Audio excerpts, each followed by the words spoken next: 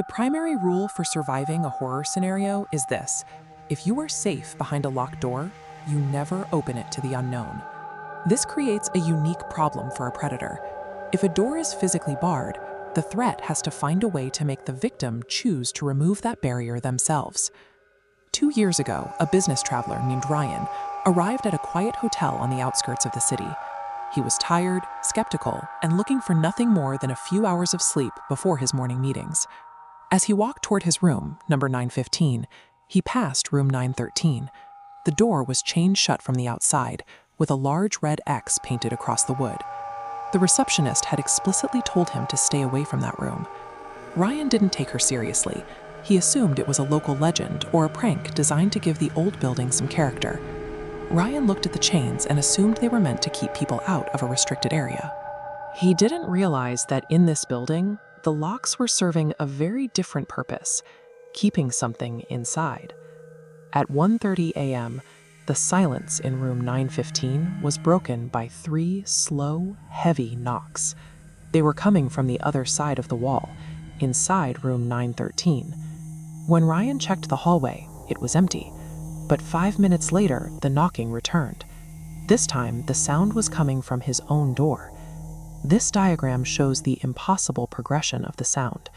The knocking started in 913, moved to the hallway, then manifested inside his locked closet. This spatial disorientation makes the front door lock feel obsolete. The victim realizes the walls no longer provide a reliable perimeter. The isolation tightened when Ryan received a text from an unknown number: "Don't open 913." Immediately after the message arrived, the hotel's main power failed, leaving the room in darkness. By cutting the power and hijacking his phone, the entity effectively severed Ryan's connection to any help. He was no longer a guest in a hotel. He was an isolated target in a controlled environment.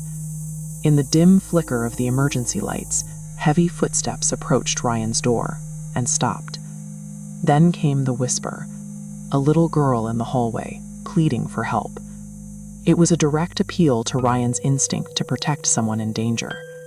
But a second later, a much deeper voice spoke from the same spot. It told him if he opened the door, it would come inside. This psychological double bind uses the child's cry to pull empathy and the threat as a repelling force. Caught in a bottleneck of conflicting choices, the trap lets empathy override survival instincts. The entity waits for their moral compass to open the door. Ryan chose not to move. He sat in the dark for nearly 10 minutes, listening to nails scratching the wood, until the hallway finally went silent. The entity was unable to force the door open. It required Ryan to actively participate in the breach. By simply refusing to touch the lock, he denied the threat the only physical entry point it had. At dawn, Ryan went to the lobby. The receptionist didn't act surprised. She looked like someone who had been waiting for a survivor to emerge. She showed him an old newspaper from 10 years ago.